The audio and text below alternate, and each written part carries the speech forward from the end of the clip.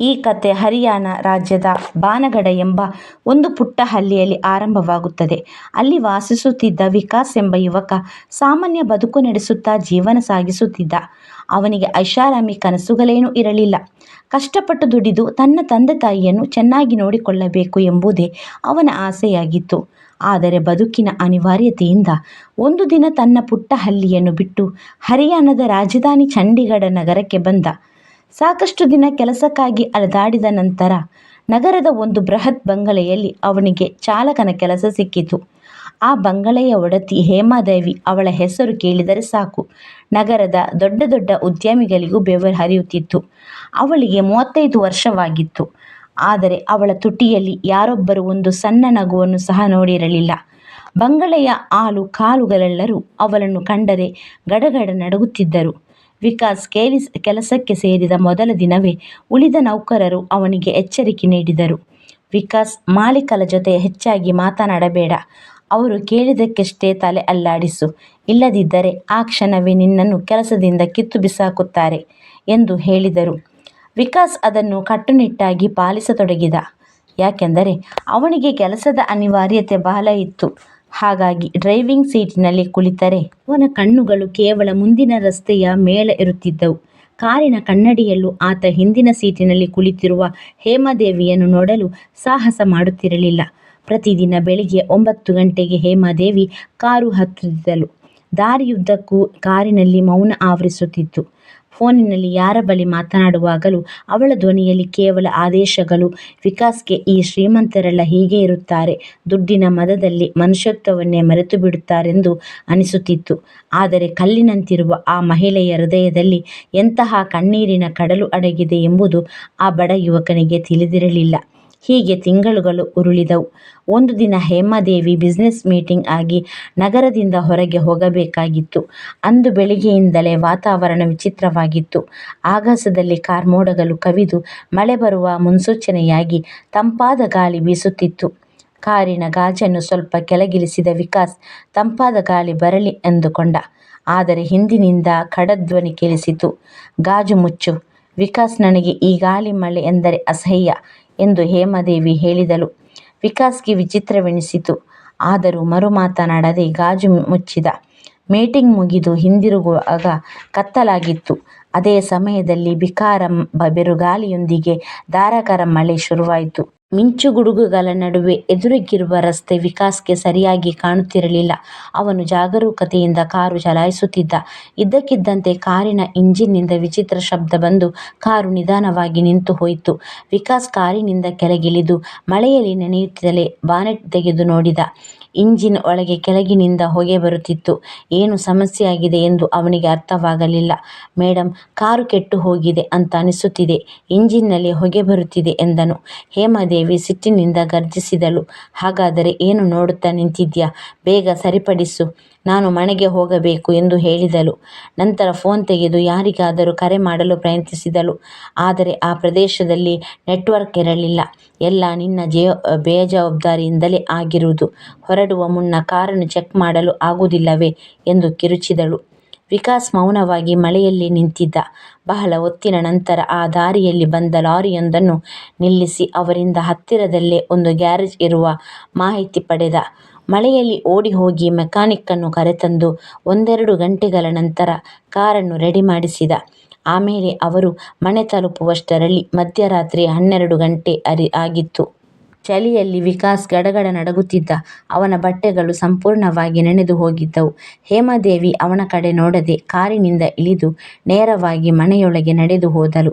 Vikas car ನಿಲ್ಲಿಸಿ ತನ್ನ servant quarters ಕಡೆ ಹೋಗುತ್ತಿದ್ದಾಗ ಹಳೆಯ ನೌಕರನೊಬ್ಬ ಅವನ ಬಳಿ ಬಂದು ಹೇಳಿದ, ವಿಕಾಸ್, ನಿನ್ನ ಕೋಣೆಯ ಚಾವಣಿ ಸೋರುತ್ತಿದೆ ಅಂತೆ. ಇಂದು ನೀನು ಬಂಗಲೆಯ ಹಿಂಭಾಗದಲ್ಲಿರುವ ಗೆಸ್ಟ್ ಹೌಸ್ನಲ್ಲಿ ಮಲಗು ಎಂದು ಮೇಡಮ್ ಹೇಳಿದ್ದಾರೆ ಎಂದ. ವಿಕಾಸ್ಗೆ ಆಶ್ಚರ್ಯವಾಯಿತು. ತನ್ನ ಕೋಣೆ ಸೋರುತ್ತಿರುವುದು ಅವಳಿಗೆ ಹೇಗೆ ತಿಳಿಯಿತು ಎಂದು ಅವನು ಒಂದು ಕ್ಷಣ ಯೋಚಿಸಿದ. ಆದರೆ ವಿಪರೀತ ಸುಸ್ತಾಗಿದ್ದ ವಿಕಾಸ್ ಬೇಗನೆ ಗೆಸ್ಟ್ ಹೌಸಿಗೆ ಸೇರಿ ಬಟ್ಟೆ ಬದಲಿಸಿ ಹಾಸಿಗೆಯ ಮೇಲೆ ನಿದ್ರೆಗೆ ಜಾರಿದ. ಆದರೆ ಹೊರಗಿನ ಬಿರುಗಾಳಿ ಹಾಗೂ ಮಳೆ ಇನ್ನೂ ನಿಂತಿರಲಿಲ್ಲ. ಮಧ್ಯರಾತ್ರಿ 2 ಗಂಟೆಗೆ ವಿಕಾಸ್ಗೆ ಇದ್ದಕ್ಕಿದ್ದಂತೆ ಎಚ್ಚರವಾಯಿತು. ಮಳೆ ಮತ್ತು ಗಾಳಿಯ ಶಬ್ದದ ನಡುವೆ ಯಾರೋ ಬಿಕ್ಕಿ ಬಿಕ್ಕಿ ಅಳುತ್ತಿರುವ ಧ್ವನಿ ಅವನ ಕಿವಿಗೆ ಬಿದ್ದಿತ್ತು. ಮೊದಲು ಅದು ಭ್ರಮೆ ಇರಬಹುದು ಎಂದುಕೊಂಡ. ಆದರೆ ಆ ಅಳುವಿನ ಶಬ್ದ ಹೃದಯ ಹಿಂಡುವಂತಿತ್ತು. ಬಂಗಲೆಯಲ್ಲಿ ಹೇಮಾದೇವಿಯನ್ನು ಬಿಟ್ಟರೆ ಬೇರೆ ಯಾರೂ ಇರಲಿಲ್ಲ. ಯಾರಾದರೂ ಕಳ್ಳರು ನುಗ್ಗಿರಬಹುದೇ ಎಂದು ಬೆಚ್ಚಿಬಿದ್ದ. ವಿಕಾಸ್ ಮೆಲ್ಲನೆ ಎದ್ದು ಗೆಸ್ಟ್ ಹೌಸ್ ಇಂದ ಹೊರಬಂದು ಬಂಗಲೆಯೊಳಗೆ ಪ್ರವೇಶಿಸಿದ. ಅಳುವಿನ ಶಬ್ದ ಮೇಲಿನ ಮಹಡಿಯ ಕೋಣೆಯಿಂದ ಬರುತ್ತಿತ್ತು. ಅದು ಹೇಮಾದೇವಿಯ ಬೆಡ್ರೂಮ್. ಆ ಬೆಡ್ರೂಮ್ ಕಡೆಗೆ ಕಣ್ಣೆತ್ತಿ ನೋಡುವ ಧೈರ್ಯ ಯಾರಿಗೂ ಇರಲಿಲ್ಲ. ವಿಕಾಸ್ ಒಂದು ಕ್ಷಣ ಹಿಂದಿರುಗಲು ಯೋಚಿಸಿದ. ಅಷ್ಟರಲ್ಲಿ ಒಳಗಿನಿಂದ ಯಾವುದೋ ಗಾಜಿನ ವಸ್ತು ಗೋಡೆಗೆ ಬಡಿದು ಒಡೆದ ಶಬ್ದ ಕೇಳಿಸಿತು. ಆ ಶಬ್ದ ಕೇಳಿದ ತಕ್ಷಣ ವಿಕಾಸ್ಗೆ ಕುತೂಹಲ ಹೆಚ್ಚಾಯಿತು. ಅವನು ಇನ್ನು ಕಾಯದೆ ಬಾಗಿಲನ್ನು ಮೆಲ್ಲನೆ ತಳ್ಳಿದ. ಒಳಗಿನ ದೃಶ್ಯ ಕಂಡು ವಿಕಾಸ್ ಕಾಲ ಕೆಳಗಿನ ಭೂಮಿಯೇ ಸರಿದಂತಾಯಿತು. ಆ ಬೃಹತ್ ಐಷಾರಾಮಿ ಕೋಣೆಯ ನೆಲದ ಮೇಲೆ ಗಾಜಿನ ಚೂರುಗಳು ಹರಡಿದವು. ಗೋಡೆಯ ಬಳಿ ಇಟ್ಟಿದ್ದ ಒಂದು ದುಬಾರಿ ಹೂದಾನಿ ಒಡೆದು ಚೂರು ಚೂರಾಗಿತ್ತು. ಆ ಚೂರುಗಳ ನಡುವೆ ಹಗಲಿನಲ್ಲಿ ಸಿಂಹಿಣಿಯಂತೆ ಗರ್ಜಿಸುತ್ತಿದ್ದ ಹೇಮಾದೇವಿ ಕೂದಲು ಕೆದರಿಕೊಂಡು ಸಣ್ಣ ಮಗುವಿನಂತೆ ಬಿಕ್ಕಳಿಸಿ ಅಳುತ್ತಿದ್ದಳು. ಅವಳ ಇಡೀ ದೇಹ ನಡುಗುತ್ತಿತ್ತು.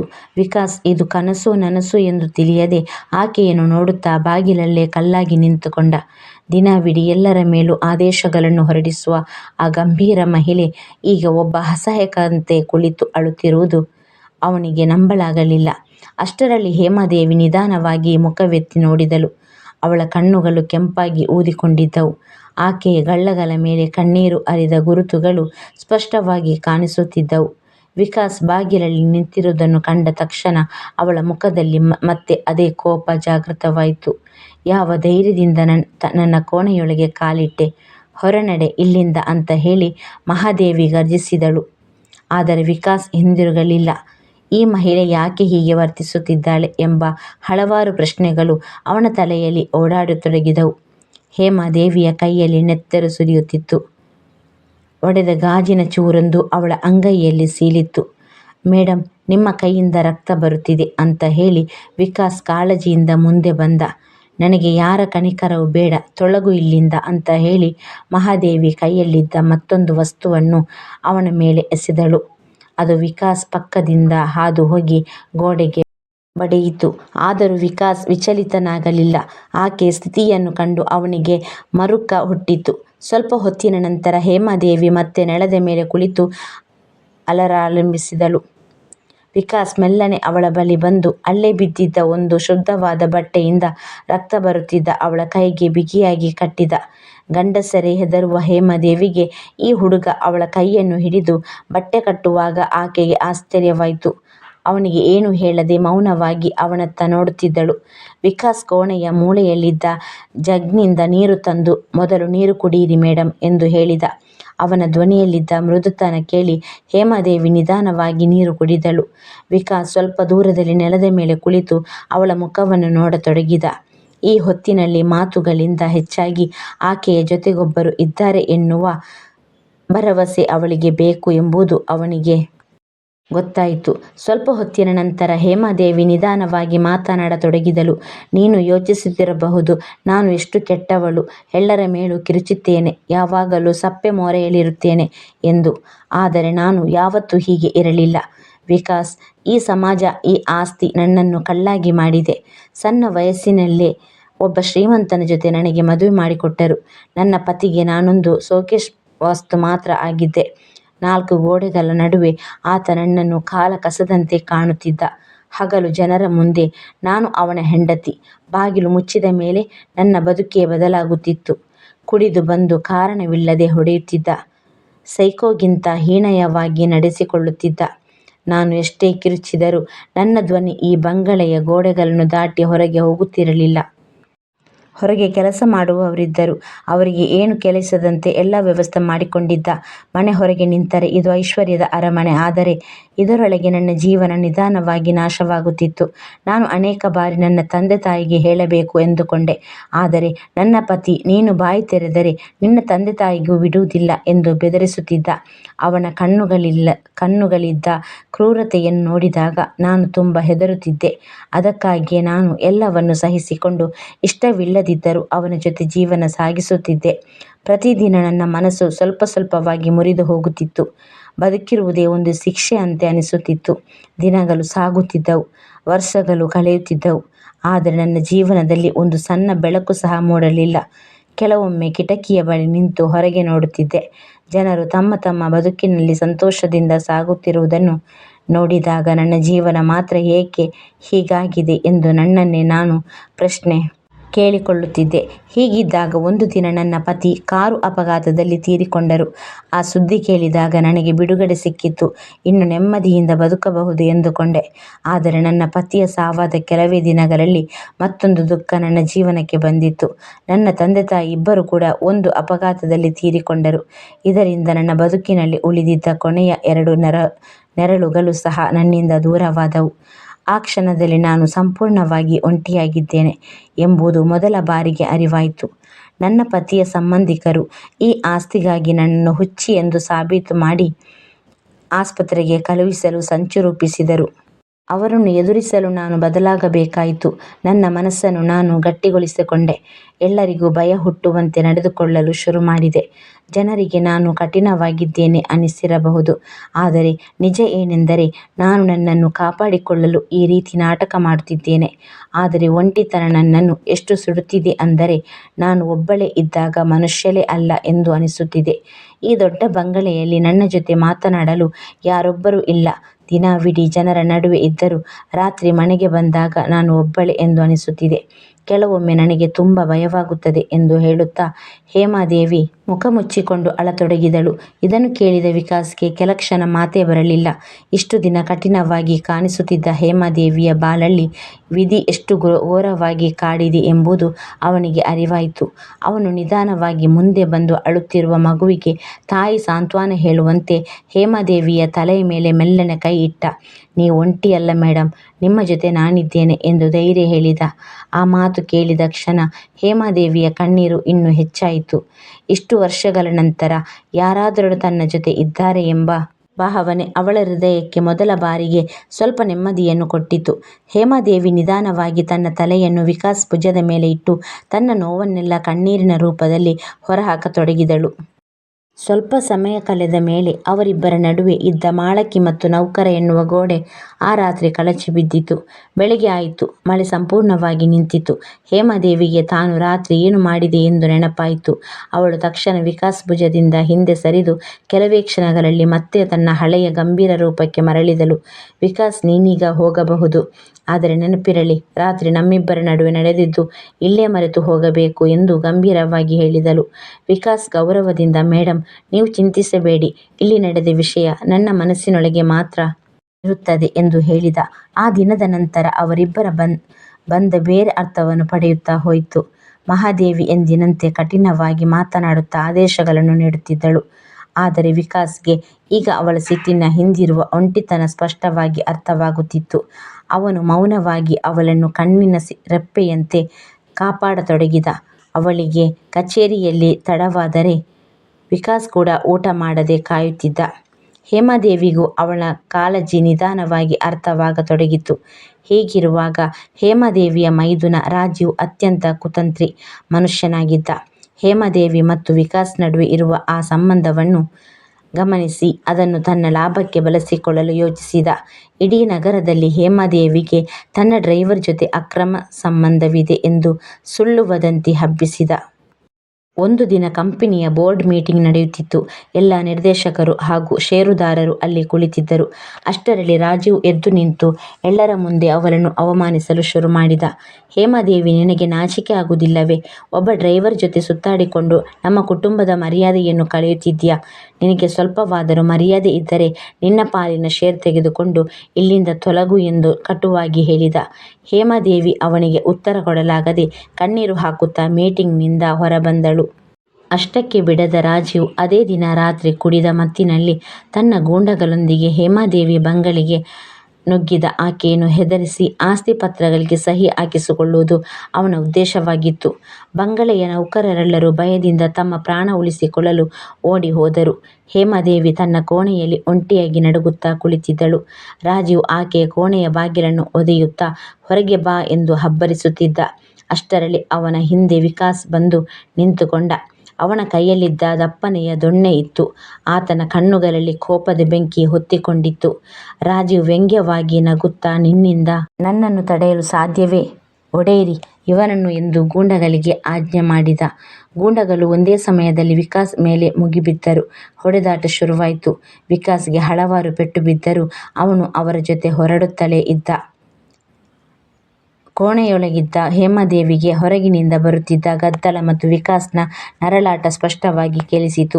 ತನಗಾಗಿ ಆ ಬಡಪಾಯಿ ಪ್ರಾಣ ಪಣಕ್ಕಿಟ್ಟು ಹೋರಾಡುತ್ತಿರುವುದನ್ನು ಅವಳಿಂದ ಸಹಿಸಲಾಗಲಿಲ್ಲ. ಅವಳಲ್ಲಿದ್ದ ಭಯ ಒಂದೇ ಕ್ಷಣದಲ್ಲಿ ಕಣ್ಮರೆಯಾಯಿತು.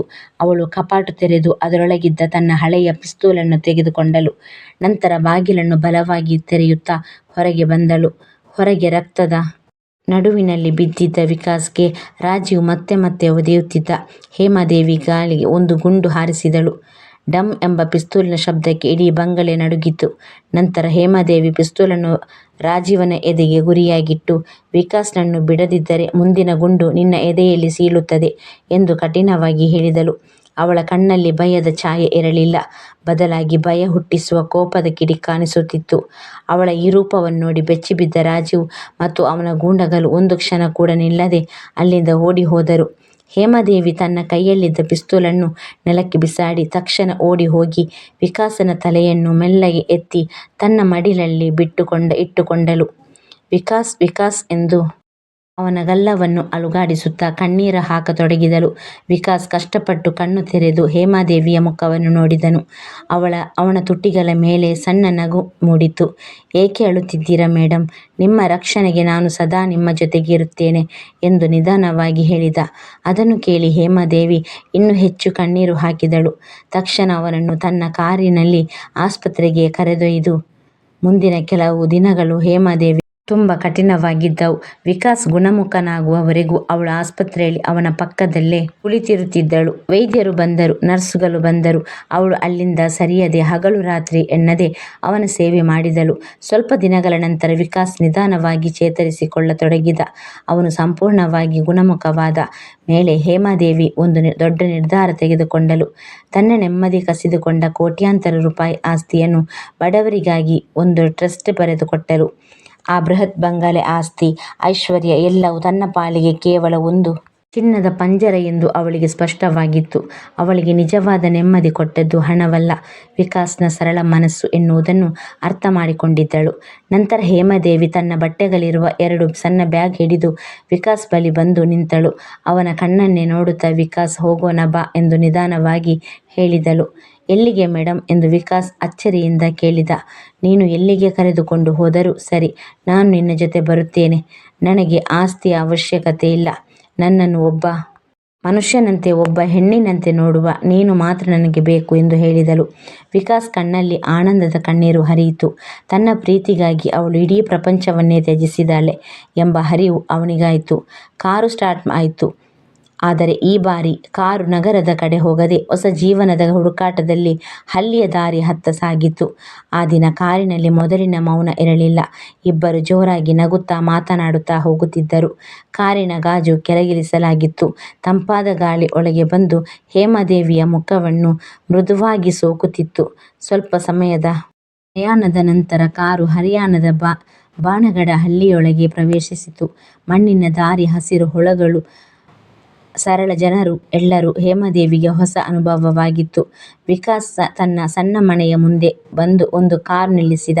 ಆ ಮನೆಯ ಮುಂಭಾಗದಲ್ಲಿ ನಿಂತಿದ್ದ ವಿಕಾಸ್ನ ತಂದೆ ತಾಯಿ ಅವರಿಬ್ಬರನ್ನು ನೋಡಿ ಕ್ಷಣಕಾಲ ಆಶ್ಚರ್ಯಪಟ್ಟರು.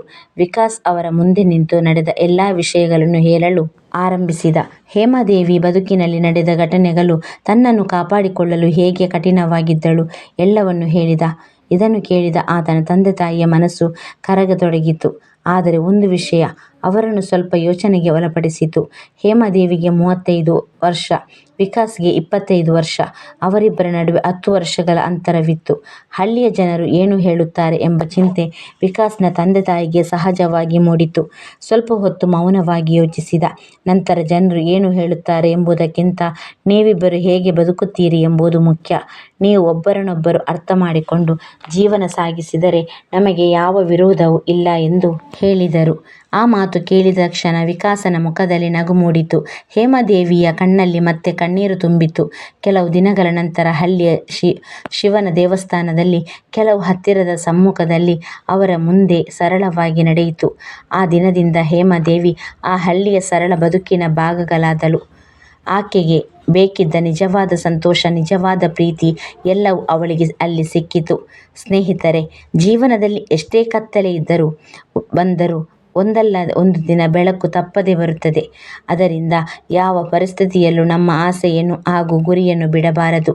ಹೇಮಾದೇವಿ ತೆಗೆದುಕೊಂಡ ನಿರ್ಧಾರ ನಿಮಗೆ ಸರಿ ಅನಿಸಿದರೆ ಕಮೆಂಟ್ ಮೂಲಕ ನಿಮ್ಮ ಅಭಿಪ್ರಾಯ ತಿಳಿಸಿ. ಕತೆಗೊಂದು ಲೈಕ್ ಮಾಡಿ ಎಂದು ಕೇಳಿಕೊಳ್ಳುತ್ತಾ, ಮನಸ್ಸಿನ ಮೌನ ಅಫಿಷಿಯಲ್ ಚಾನಲ್ಗೆ ಸಬ್ಸ್ಕ್ರೈಬ್ ಮಾಡಿ. ಈ ಕತೆ ಇಷ್ಟ ಆದರೆ ಎಲ್ಲರಿಗೂ ಶೇರ್ ಮಾಡಿ. ಮುಂದಿನ ಕತೆಯೊಂದಿಗೆ ಭೇಟಿಯಾಗೋಣ. ಕತೆ ಕೇಳಿದ್ದಕ್ಕಾಗಿ ಧನ್ಯವಾದಗಳು. ನಿಮ್ಮ ಸಪೋರ್ಟ್ ನನಗೆ ಯಾವಾಗಲೂ ಇರಲಿ. ನಾನು ನಿಮಗೆ ಯಾವಾಗಲೂ ಚಿರಋಣಿಯಾಗಿರುತ್ತೇನೆ.